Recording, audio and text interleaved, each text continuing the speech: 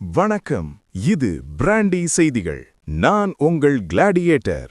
கெட்டி மேளம் கொட்டுற நேரத்துக்கு முன்னாடி தேர்தல் கமிஷன் சின்னம் கொட்டிருக்கு. தமிழகமே ஆவலோட காத்துட்டு இருந்த அந்த அறிவிப்பு இதோ வந்தாச்சு. 2026இல் கோட்டையை நோக்கி போக போறது எந்த கட்சி? அவங்க கையில இருக்க போற சின்னம் எது?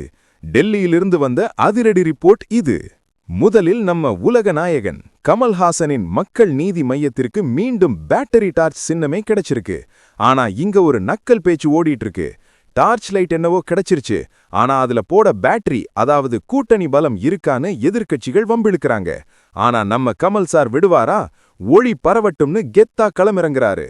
அடுத்து தமிழக அரசியலோட லேட்டஸ்ட் சென்சேஷன். தளபதி விஜயின் தமிழக வெற்றி கழகத்திற்கு விசில் சின்னம் ஓகே ஆகியிருக்கு. ஆமாங்க, இனி பட்டி தொட்டி எங்கும் விசில் சத்தம்தான். விஜயகாந்துக்கு அப்புறம் அரசியல்ல ஒரு பெரிய மாஸ் என்ட்ரி கொடுத்திருக்கிற தளபதிக்கு இந்த சின்னம் ஒரு மெகா வெப்பன்.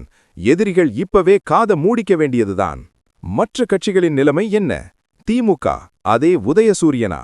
பிரகாசிக்க போகிறதா? அதிமுக இரட்டை இலையா? மீண்டும் துளிர்க்குமா? நாம் தமிழர் மைக்கா இல்ல வேற சின்னமா?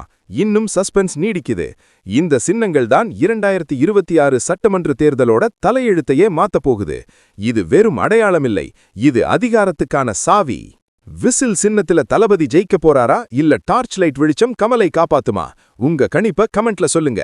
அரசியலோட ஒவ்வொரு நொடி அப்டேட்டையும் நாங்க கொண்டு வர்றோம். இது பிராண்டி செய்திகளுக்காக உங்கள் கிளாடியேட்டர்.